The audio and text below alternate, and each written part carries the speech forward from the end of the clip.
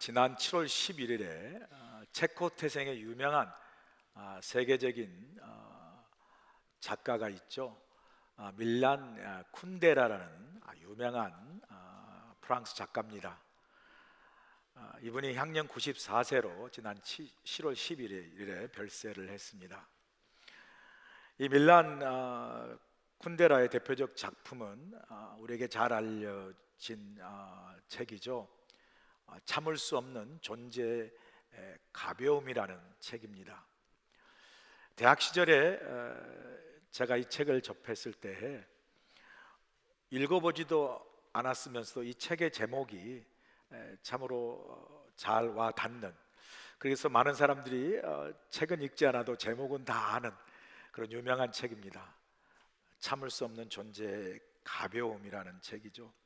이 책에서는 인간이 살아가면서 자신의 삶과 존재에 대한 여러 의미를 이렇게 저렇게 부여하지만, 그러나 그런 의미는 순전히 후천적인 것이고요, 근본적으로 인생을 보면 인생에는 아무런 의미가 없다라는 허무주의를 이 책에서 노래하고 있습니다. 그런 밀란 쿤데라가 14년의 공백을 깨고 죽기 전 마지막으로 썼던 작품이 2014년에 출간했던 무의미한 축제라는 제목의 책입니다. 이 책은 그의 대표작인 참을 수 없는 존재의 가벼움이라는 그 책에 다루는 동일한 주제를 다루고 있습니다. 삶의 의미와 존재의 의미를 다루는 책인데요, 이 무의미한 축제라는 책에서 밀란 쿤데라는 이렇게 말합니다. 인간의 삶은 아무런 의미 없는 축제이며 하찮고 의미 없다는 것이 인간 존재의 본질이다 라고 말하면서 계속해서 또 이렇게 쓰고 있습니다. 우리는 이제 이 세상을 뒤엎을 수도 없고 개조할 수도 없고 한심하게 굴러가는 걸 막을 도리도 없다는 것을 오래전에 깨달았다. 저항할 수 있는 길은 딱 하나, 세상을 진지하게 대하지 않는 것 뿐이다 라고 말합니다. 이 인용구의 마지막 구절, 저항할 수 있는 길은 딱 하나, 세상을 진지하게 대하지 않는 것 뿐이라는 이 구절이 우리에게 많은 것을 생각하게 합니다.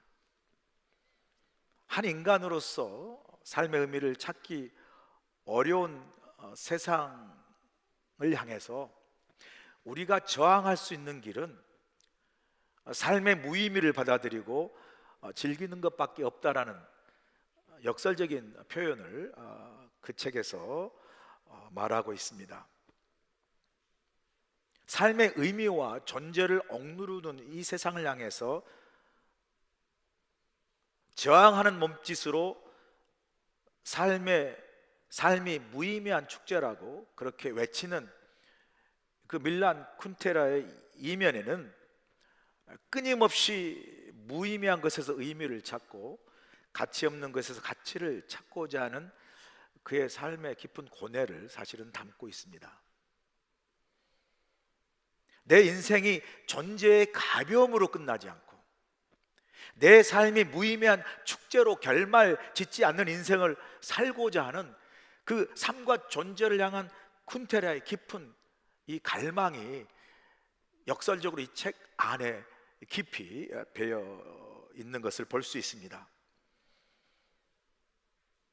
밀란 쿤데라의 삶의 허무주의에 대한 냉소적 저항이라고 말할 수 있죠. 냉소적 저항은 사실은 인생의 허무함 속에서도 존재와 삶의 의미를 찾고 있는 오늘 본문의 이 전도서의 솔로몬의 깊은 고뇌와 성찰과 깊이 연결되어 있습니다. 오늘 본문 16절은 이렇게 시작하지 않습니까? 또 내가 해 아래에서 보건대 라는 구절로 시작하죠. 여기 보건대라는 단어는 히브리어로 라아라는 단어인데요, 이 라아의 뜻은 자세히 돌아보다, 조사하다, 이해하다라는 뜻입니다. 무슨 말입니까? 모든 사람이 해 아래에서 인생을 살아가죠. 하지만 모든 사람이 자신의 인생을 성찰하며 살지는 않습니다. 바삐 살아도 빠듯한 인생인데 인생을 돌아보고 성찰할 겨를이 어디 있습니까? 솔로몬이라고 예일 수 없습니다. 왕으로서 모든 것을 가진 솔로몬은 자신의 인생의 쾌락을 즐기느라 삶을 성찰하는 이 철학적 삶을 살 겨를이 없지 않았겠습니까? 그런데 전도서를 보면 솔로몬의 삶은 달랐습니다. 물론 왕으로 그가 해 아래 모든 걸 다 누려보고 그 인생의 결론으로 인생은 헤벨, 허무하다라는 인생의 결론을 깨달은 후에도 솔로몬은 그 자신의 삶을 자세히 돌아보고 조사하고 이해하고 성찰하고 있는 것을 우리가 볼 수 있습니다. 솔로몬은 해 아래에서 내 인생의 삶을 내가 돌아보고 조사하고 그리고 이해하고 깨닫는다라는 고백을 하고 있지 않습니까?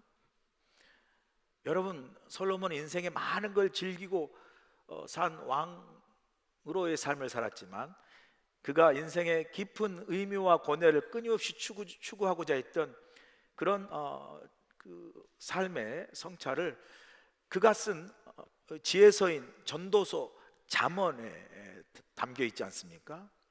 여러분, 이 잠언의 잠자가 무슨 잠자인 줄 아세요? 쿨쿨 잠자인가요? 그냥 잠자는 잠자인가요? 잠자리의 잠자라고 말하는 사람도 있더라고요. 이 잠언의 잠자의 잠은요, 찌를 잠입니다. 찌르다는 거예요. 인생을 살아간 우리에게 우리의 삶의 교훈으로 찌르는 말씀으로, 지혜의 말씀으로 우리에게 남긴 그 지혜서가 전도서고 잠언입니다. 그런 관점에서 솔로몬은 인생의 허무주의 속에서 끊임없이 우리 인생을 찔러 깨우는 지혜를 추구하고자 했던 지혜자의 삶을 산 사람이 솔로몬입니다.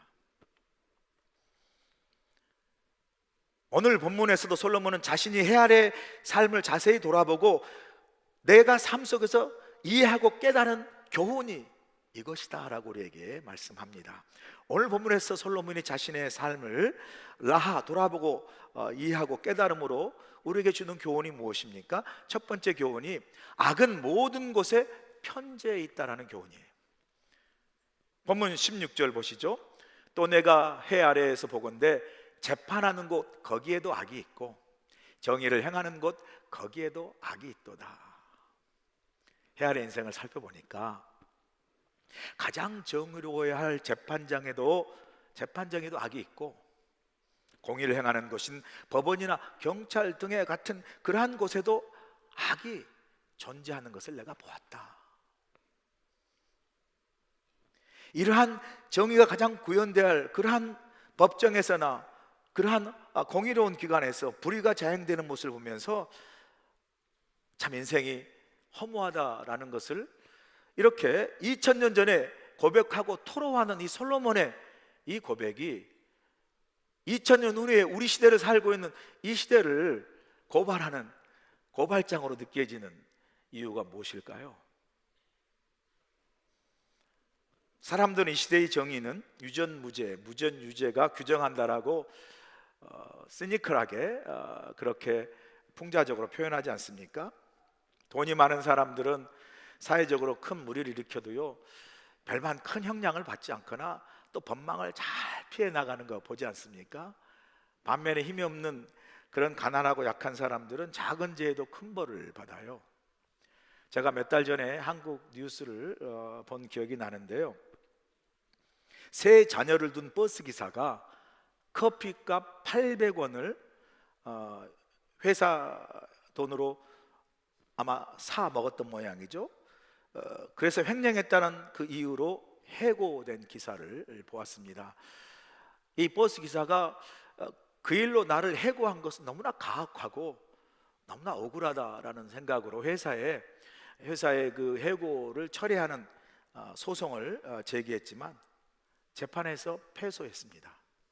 그리고 회사 돈을 횡령했다는 꼬리표 때문에 다른 곳에도 취직할 수 없는 고통을 겪는 그런 기사를 보았습니다. 돈의 경중에 상관없이 회사 돈을 횡령한 것은 잘못이지만 그러나 우리는 이 공의의 저울추가 강자에게 기울어져 있으므로 약자의 삶이 힘없이 무너진 아픈 현실을 보면서 참 씁쓸하고 아픈 그리고 허무한 마음이 듭니다. 이처럼 정의가 바로 세워져야 할 재판장에도 공의의 추는 강자에게 기울어져 있어요.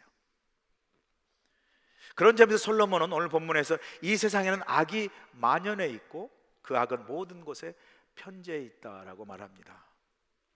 여러분, 악은요, 악의 소굴에만 있는 게 아니에요.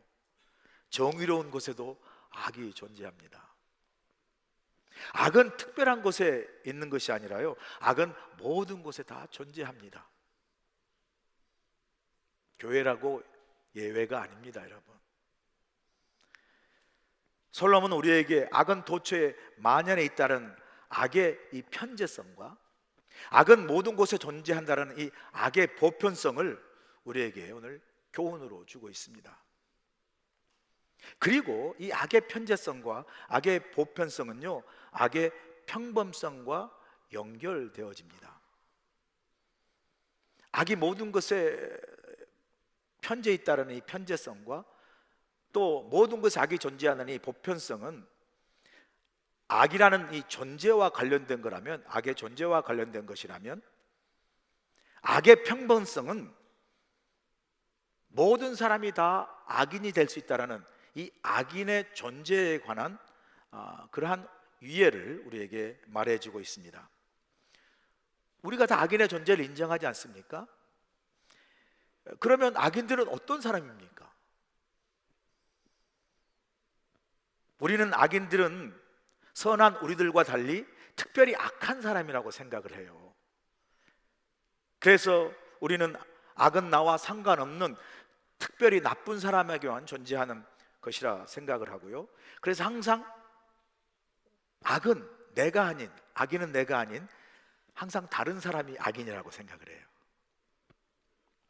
1961년 4월 11일에 예루살렘에서 그 600만 명의 유대인들 학살한 그 홀로코스트 전범인 SS 친위대 중령인 아돌프 아이히만의 세계적인 재판이 예루살렘에서 열렸습니다. 이 아돌프 아이히만은 SS 친위대 중령으로 유대인 600만을 학살하는데 모든 것을 담당했던 아주 중요한 주역의 역할을 했던 전범입니다. 그가 전쟁 후에 신분을 숨기고 아르헨티나로 숨어 들어가 수십 년을 거기서 숨어 살죠. 그러나 집요한 이스라엘 모사드 첩보 기관을 통해서 결국은 아이히만의 소재를 파악하고요, 급습해여 비밀리에 이 아이히만을 예루살렘에 압송해서 세계적인 재판을 열게 되고요, 결국 아이히만은 그 재판 결과로 교수형에 처해지게 됩니다. 당시 이 아이히만 재판을 방청한 유대인 여자 철학자인 한나 아렌트라는 유명한 철학자가 있는데요, 아이히만의 재판 과정을 자세히 다룬 책을 썼는데 그 책 제목이 예루살렘의 아이히만이라는 책입니다. 그런데 우리의 주목을 끄는 것은 그 책의 부제입니다. 아렌트는 그 예루살렘의 아이히만이라는 책에서 그 아이히만의 재판 과정을 자세히 기록한 그 책의 부제로 악의 평범성에 관한 보고서라는 부제를 붙입니다. 이 악의 평범성이라는 이 부제를 통해서 이 한나 아렌트가 던지고 싶은 메시지는요, 우리가 흔히 갖고 있는 이 악에 대한 인식, 악은 평범한 것이 아니라 뭔가 특별히 다른 악한 것이라는 이 고정관념을 사실은 뒤흔드는 거예요. 아이만을 붙잡고 재판하는 모든 과정을 지켜본 세계 사람들 다 놀란 거예요. 그 600만의 유대인을 홀로코스트 학살했던 아이만이 아주 악하고 나쁜 아주 괴물 같은 인물일 줄 알았는데 붙잡고 보니까 너무 평범한 사람이었고, 그리고 재판 과정에서 자신은 그저 상관의 명령에 복종했을 뿐이라는 죄책감 없는 변론을 들으면서 한나 아렌트는 악의 평범성이라는 교훈을 우리에게 던져주고 있는 거죠. 그 교훈이 무엇입니까? 어느 누구나 모두가 다 악한 사람이 될 수 있고요, 그리고 어느 누구나 상황과 환경에 따라 얼마든지 악을 행할 수 있다는 교훈을 우리에게 던져주고 있습니다. 악의 평범성, 누구나 다 악인이 될 수 있는 것이고, 어떤 상황이든지 그 상황에 접하면 모두가 다 악한 일을 행할 수 있다는 이 악의 평범성에 대한 교훈, 이건 우리에게 악에 대한 개념을 깨트려 주고 있지 않습니까?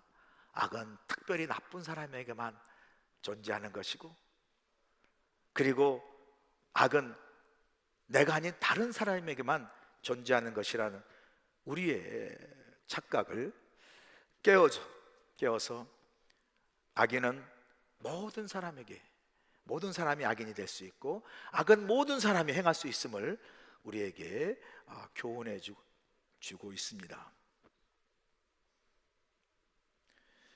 그런데 우리의 문제가 뭐죠? 우리는 늘 우리 자신을 선한 사람이라고 생각을 해요. 우리 자신이 항상 선이고 늘 나는 선한 쪽이라 생각을 합니다.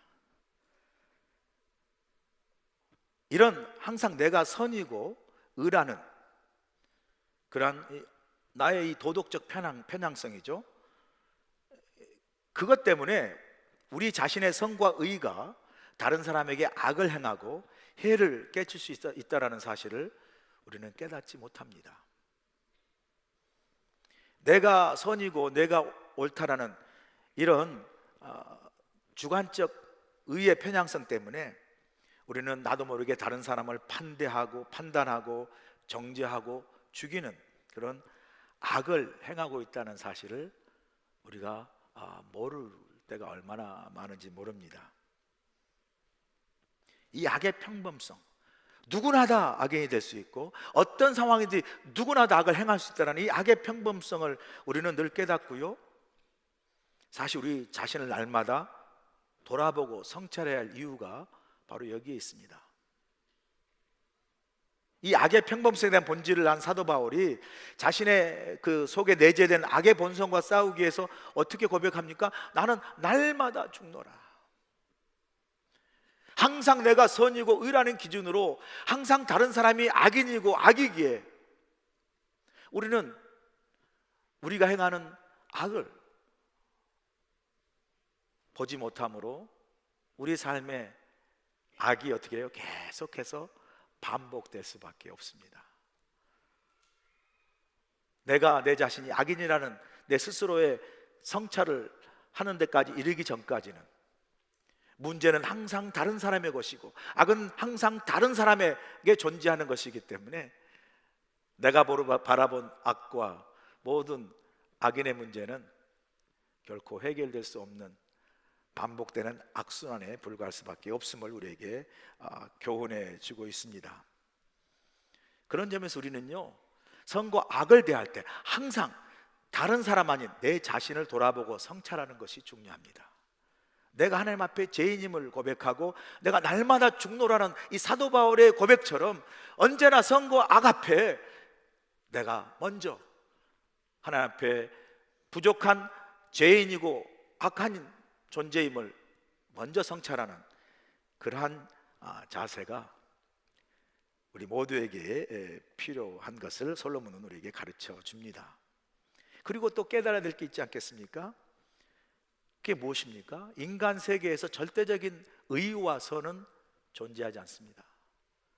인간 세계의 절대적인 의와 선은 오직 하나님만 가지고 있는, 하나님만이 오직 우리의 절대적인 의와 선임을 우리가 깨달아야 됨을 솔로몬은 우리에게 본문 17절에서 말씀하고 있지 않습니까? 17절 보세요.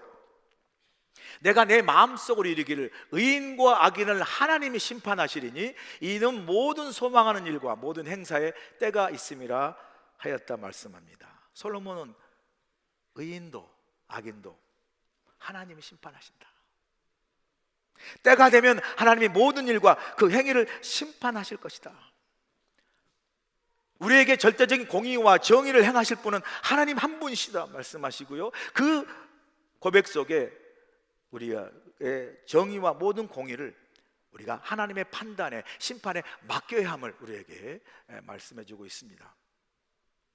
여러분, 불의가 보이십니까? 정의가 왜곡되어 있는 걸 보십니까?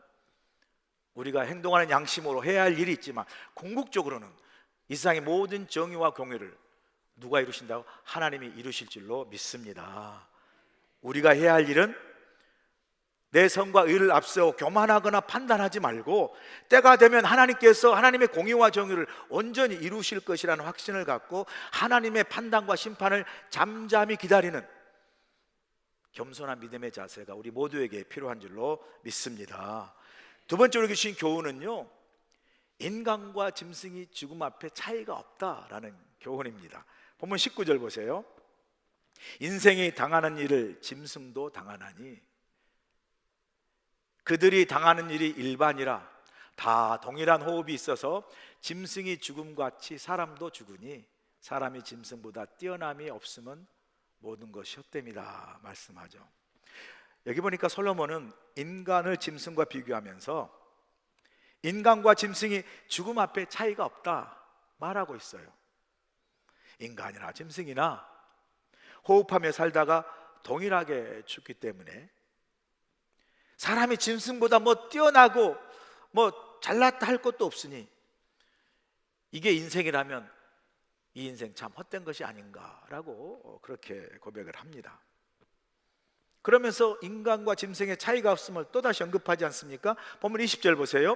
다 흙으로 말미암았으므로 다 흙으로 돌아가나니 다 한 곳으로 가거니와 말하죠. 다 흙에서 와서 흙으로 돌아가고 그 한 곳인 죽음으로 가는 것이기에 인간과 짐승의 차이가 무엇이 있는가 그렇게 고백을 합니다. 자, 그러면 우리는 여기서 잠깐 멈추어 생각을 해보죠. 오늘 본문을 이렇게 우리가 묵상하면서 정말 오늘 본문에서 솔로몬은 인간과 짐승이 죽음 앞에 차이가 없기에 정말 인생은 헛된 것에 불과하다, 그러한 것을 우리에게 삶의 교훈으로 주고 싶어 하는 것일까? 아닙니다. 솔로몬은요, 인간과 짐승이 모두 죽는다는 점에서는 차이가 없음을 인정을 해요. 그러면서 동시에 인간은 짐승과 달리 죽음을 생각하고 사유하는 존재임을 오늘 본문에 또 다르게 강조를 하고 있어요. 여러분, 동물은 자신의 죽음을 인지하지 못합니다. 사람만이 자신의 죽음을 인지를 해요. 죽음 자체는 짐승과 같지만 죽음을 인지하는 점에서는 다르다는 거예요.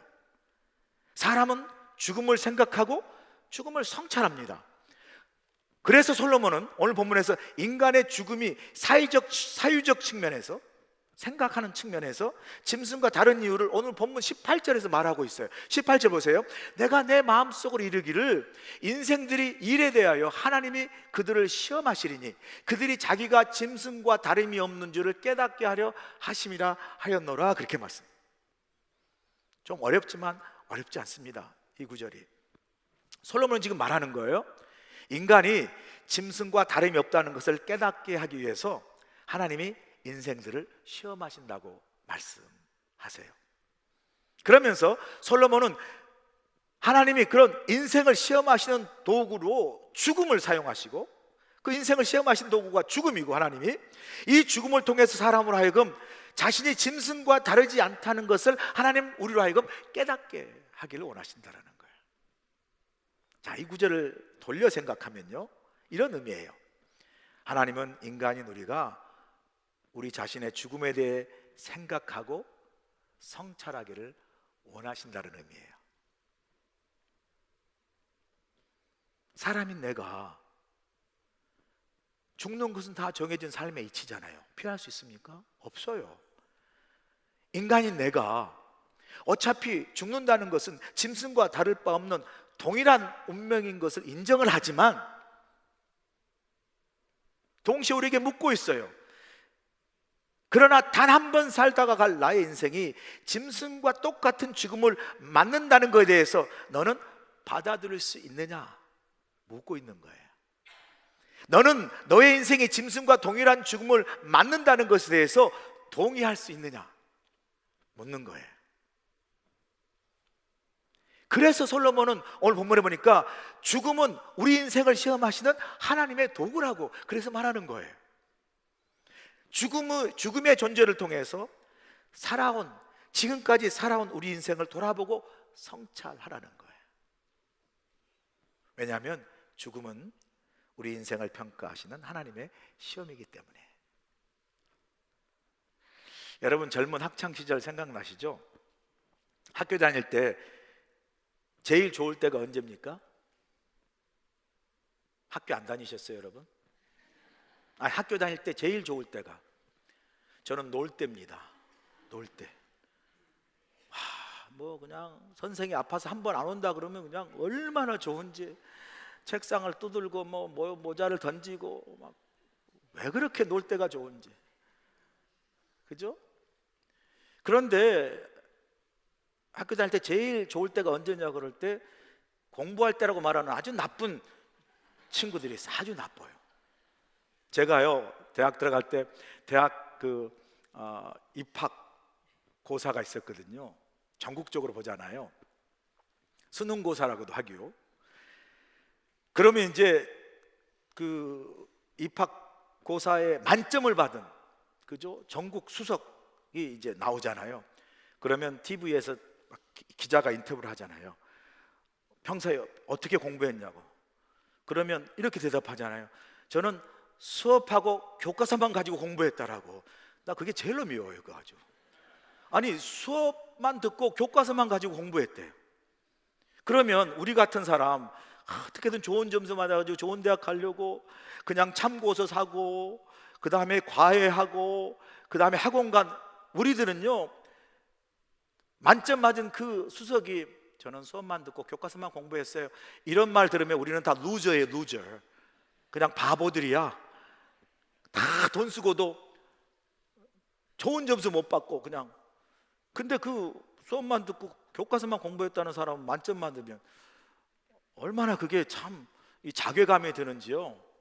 저는 그런 느낌을 받았습니다. 여러분 시험을 안 봐가지고 잘 모르시는 것 같은데 그 느낌을 제가 받았어요. 그러면 반대로 학교 다닐 때 어느 때가 제일 싫었어요, 여러분? 네, 시험 볼 때. 그냥 시험 본다고 월말고사, 중간고사, 기말고사 발표하는 그날부터 저는 밥맛이 떨어지더라고요. 그리고 학교 가기가 싫어요. 아니 공부도 안 하면서 잠이 안 와요. 그때 되면 그냥 막 멸공하면 된다라는 책상을 딱 앞에다 써놓고 공부한다고 해놓고 낙서만 잔뜩 하고 그런 때가 많이 있었던 기억이 나거든요. 그래서 돌아보면 그 참 제일 싫은 시험이 있어가지고 할 수 없이 그냥 복습도 하고 노트도 보고 없으면 막 빌려보고, 그리고 그냥 뭘 배웠는가 공부하고 점검하지 않습니까? 그래서 참 학교 다닐 때 마냥 놀고 싶기만 했는데 그래도 시험이라는 게 있어가지고 그래도 좀 공부한 그런 게 있었기 때문에 졸업도 하고 또 그 학교에서 배운 것 때문에 인생을 살아가는데 많은 도움을 받는 경우들을 많이 보게 됩니다. 시험이 있는 것이 힘들었지만 그 시험 때문에 우리 삶을 우리가 세워갈 수 있는 경험들을 우리가 돌아보면 깨달을 수가 있죠. 제가 왜 이 말씀을 드리냐면요, 인생도 마찬가지다라는 말씀을 드리고 싶어서 말합니다. 인간이 죽음이 없이 영원히 사는 존재라면 뭐 인생 돌아보고 성찰할 게 뭐 있습니까? 그냥 계속 살면 되죠. 인생을 돌아보고 성찰하며 살아갈 이유가 죽음이라는 시험이 있기 때문에 그래요. 하나님이 우리 인생 속에 죽음이라는 시험을 두셨다는 거예요.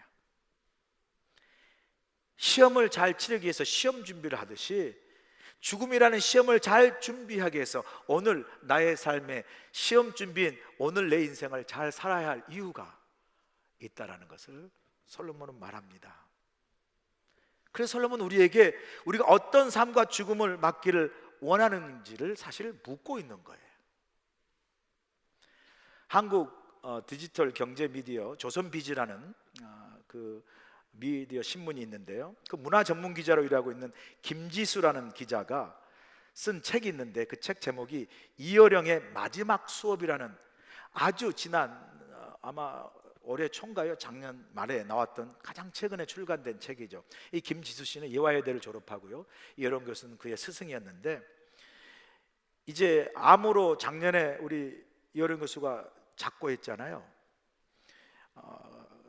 그 이어령 교수가 죽기 마지막 전에 마지막 인터뷰를 이제 했던 걸 책으로 발간한 것인데, 이어령 교수님이 그 항암 치료를 이제 중단하고 죽음을 맞을 준비를 하고 있는 한 약 1년에 걸친 그 시간에 이제 이 김 기자가 스승인 이어령 교수와 여러 나눈 마지막 인터뷰, 그 책을 이어령의 마지막 수업이라는 책으로 출간했는데, 이 책의 부제, 이 부제가 참 중요해요. 이 책의 부제를 뭘로 달았냐면요, 삶과 죽음에 대한 빛나는 대화라는 부제를 달았어요.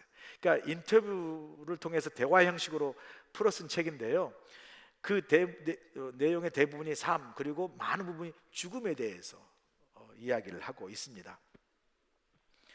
이어령 교수가 김 기자에게 이렇게 말하며 시작하는데요, 나는 이제부터 자네와 아주 중요한 이야기를 시작하려 하네.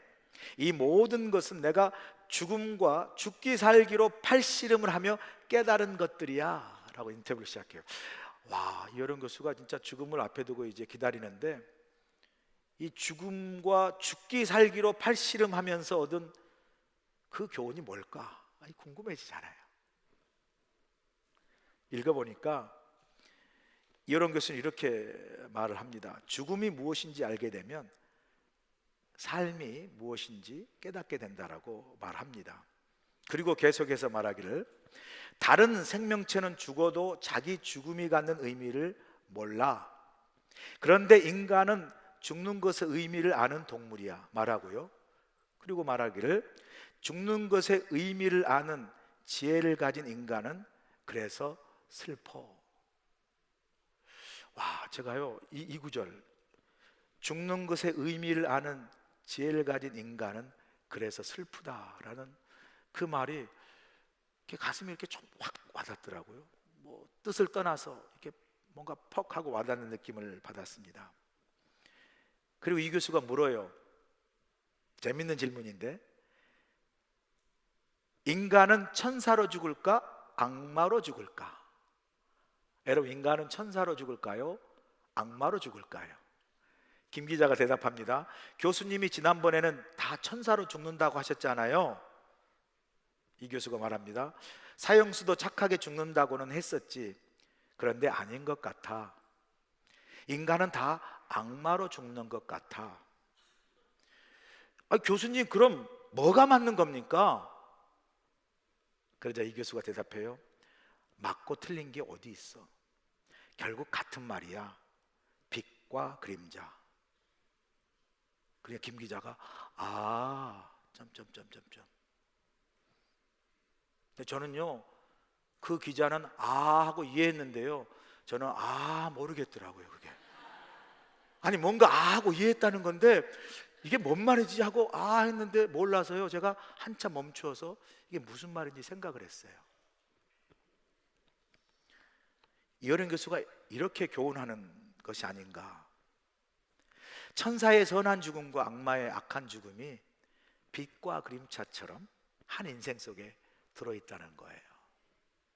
빛과 그림자처럼 죽음과 삶이 인생 한 가운데 있음을 지금 이어령 교수는 말하고 있는 거예요. 삶 속에 죽음이 있고 죽음 속에 삶이 있다는 것을 우리에게 교훈해 주는 말씀입니다. 그런 까닭에 솔로몬과 이어령 교수는요, 우리에게 무엇을? 죽음을 생각하라고 말하고 있어요. 그리고 우리 자신의 죽음을 어떻게 맞을지를 돌아보라고, 성찰하라고 말합니다. 인간이 동물과 다른 것은 죽음의 의미를 아는 지혜를 가진 존재이기에 내 삶의 짐승과 동일한 죽음을 맞는다면 나의 인생 헛된 것이요 허무한 것임을 알기에 죽음을 인지하고 사유하는 인간은 슬프다라고 말한 거구나. 죽음을 인지하고 사유하는 인간은 그래서 슬프다라고 말했구나. 여러분, 우리가 언젠가 우리가 죽음을 맞고 우리 인생을 결산할 때가 오지 않겠습니까? 우리는 어떤 죽음을 맞을까요? 여러분 자신에게 한번 물어보세요. 나는 천사로 죽을까? 악마로 죽을까? 다 천사로 죽겠다고 말씀하시겠죠? 여러분, 내 인생이 어떤 죽음의 결말을 맞을지는 빛과 그림자처럼 그 답이 우리 인생 안에 있습니다. 결국 여러분의 삶이 결정하겠죠. 하나님의 시험인 죽음이 우리에게 슬픈 시험이 아닌 인생을 마치고 하나님께 우리가 시험을 통과할 때 그 죽음이 하나님께 기쁨으로 나아가는 삶의 여정이 되시길 간절히 축원합니다. 마지막으로 주는 교훈은 그래서 주어진 현재의 삶을 자족하라고 말씀합니다. 본문 22절 보세요. 그러므로 나는 사람이 자기 일에 즐거워하는 것보다 더 나은 것이 없음을 보았나니 이는 그것이 그의 몫이기 때문이라. 그의 뒤에 일어날 일이 무엇인지를 보게 하려고 그를 도로 데리고 올 자가 누구이랴. 솔로몬은 말하는 거예요. 행복한 삶이란 주어진 현재 삶 만족하고 즐거워하는 것임을 깨달았다라고 고백합니다. 솔로몬 인생의 허물을 극복하는 가장 확실한 길은 오늘 내게 주어진 일을 즐거워하고 그 일에 최선을 다하는 자족하는 삶이다. 우리의 가까운 미래나 죽음 이후에 그 일에 대해서 우리에게 알려줄 사람이 하나도 없다라고 호소하지 않습니까? 그것은 우리의 영역이 아니라 하나님께 속한 것이라 말씀하고요. 그래서 우리가 한치도 예측할 수 없는 그런 유한한 인생이기에 우리가 할 일이 뭐죠? 오늘 현재 하루하루의 삶에 최선을 다하며 즐거워하는 이 자족하는 삶이 인생의 허물을 극복하고 우리의 삶을 보람있고 의미있게 사는 지혜다라고 말씀합니다. 그리고 솔로몬은 자신에게 주어진 일에 최선을 다하고 즐거워하며 행복하게 사는 것이 사람에게 주어진 몫이다라고 이야기해요. 하나님은요, 우리 모두에게 필요한 행복한 몫과 축복의 분깃을 각 사람에게 주셨다, 솔로몬은 이야기합니다. 그럼 우리의 삶을 다른 사람과 비교하거나 내 인생을 다른 사람과 평가할 필요가 없다라고 말하죠. 하나님은 저와 여러분에게 인생을 선물로 주시고 크고 작은 일상에서 하나님의 은혜를 받고 행복하게 살 수 있도록 우리 모두에게, 여러분 모두 우리 각자에게 하나님 주신 행복의 몫과 축복의 분깃이 있다 말합니다. 우리 삶 속에 이미 베푸신, 이미 내 삶 속에 하나님께서 넣어주신 행복의 몫과 축복의 분깃을 찾아가며 내게 주어진 일에 최선을 다하고 오늘 내게 주어진 삶에 만족하며 즐거워하며 자족하는 삶이 행복한 삶이다 말합니다.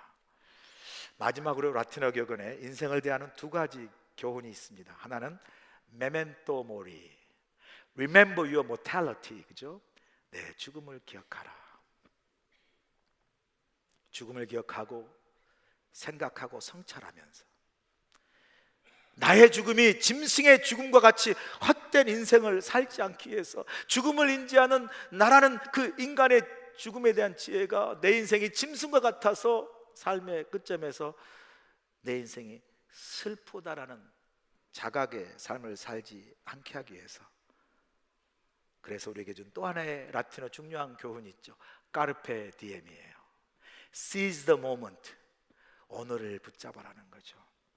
오늘 내게 주어진 삶에 최선을 다하고 내 삶을 즐거워하고 자족하는 것, 이것이 바로 내게 허락하신 선물로 준 인생을 짐승처럼 살아 삶의 끝점에서 슬픈 인생의 결말을 갖지 아니하고 오늘을 내게 주신 주어진 일을 붙잡고 내 삶에 자족하며 하나님이 내게 이미 내 인생 속에 부어주신 그 행복의 몫과 축복의 분깃을 찾아가며 하나님 안에서 자족하며 즐겁게 사는 것, 그게 행복이요, 그게 지혜로운 인생, 이런 귀한 행복한 삶을 살아가시길 주로 간절히 축원합니다. 기도하시겠습니다. 참 좋으신 아버지 하나님, 삶의 허무함 속에서도 끝없이 의미를 찾고 존재의 무의미 속에서도 끝없이 존재의 가치를 찾아 오늘도 우리 인생을 살아가는 우리 모두에게 솔로몬이 깨달은 해 아래서의 그 삶의 지혜를 우리 모두가 우리 삶 속에 귀한 교훈으로 받기를 원합니다. 하나님이 내게 주신 인생이 하나님의 축복이요 선물일진데 그 인생이 짐승과 동일한 삶으로 결말되지 않게 하시고 우리 인생을 선물로 받아 내게 주신 축복의 은혜와 분깃을 찾아가며 하나님이 내게 주어진 일과 내 삶을 최선을 다하고 자족하며 하나님 은혜 속에 행복한 인생을 지혜롭게 살아가는 우리 모두가 되도록 축복하여 주시옵소서. 예수님의 귀하신 이름으로 기도합나이다. 아멘.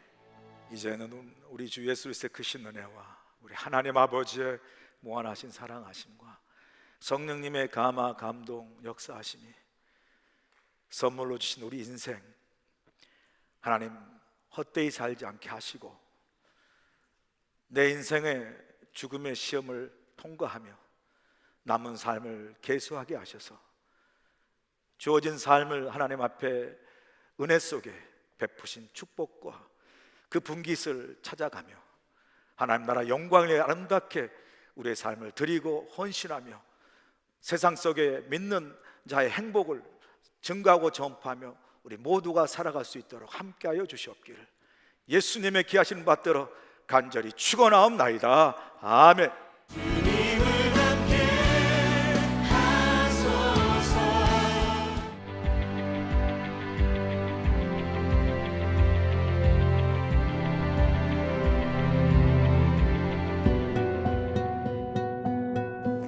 Aloha! This is Eunju Hwang serving both the preschool and kinder children who God has given to us.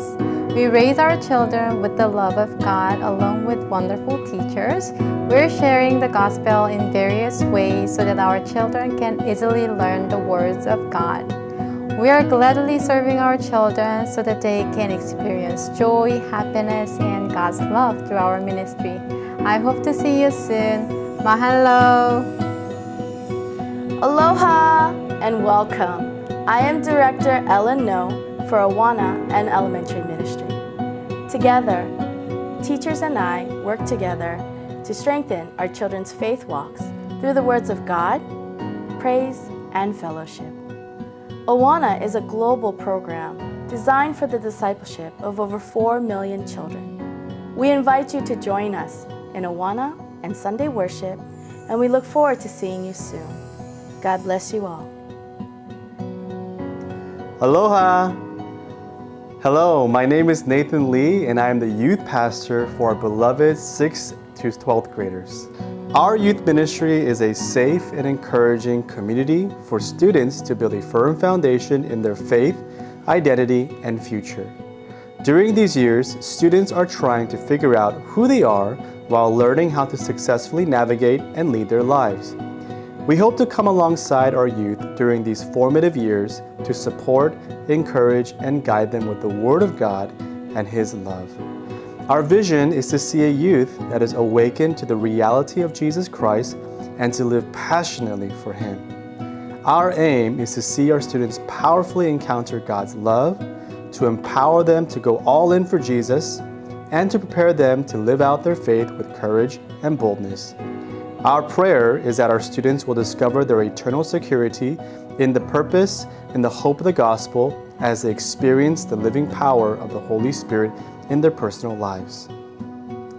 Our weekly gatherings are Fridays at 6:30 p.m. and Sunday mornings at 9 a.m. and 11:15 a.m. We look forward to getting to know our next generation youth and serving them. Mahalo!